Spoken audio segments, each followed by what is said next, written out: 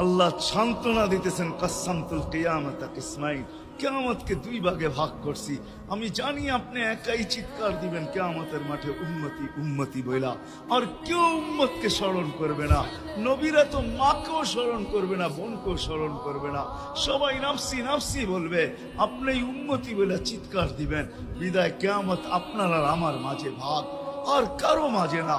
সালতো তা সাফি তো সাফা, ওই দিন আপনি চাইতে থাকবেন, আমি দিতে থাকবো, আপনি সুপারিশ করবেন, আমি মঞ্জুর করতে থাকবো।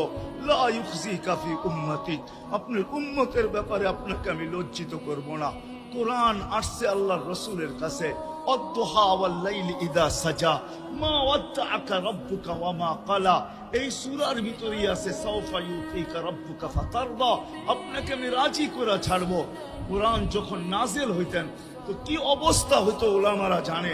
আল্লাহ রসুল ঘামতে থাকতেন, এতটুকু কষ্ট হইতো, কখনো কখনো বলতেন কাদার রু আইয়া খরুজ, মনে হয় আমার রুটা বাহির হয়ে চলে যাবে।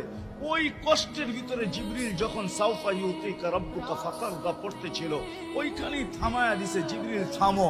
বলছে কেন, সূরা এখনো শেষ হয় নাই।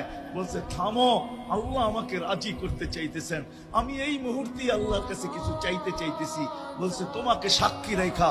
বলছে কি চাবে? তো চিৎকার দিয়া বলতেছে ইলাহি লান আরদা, ইলাহি লান আরদা হাত্তা ইয়াকুনা ওয়াহিদ মিন উম্মতি ফিন নার।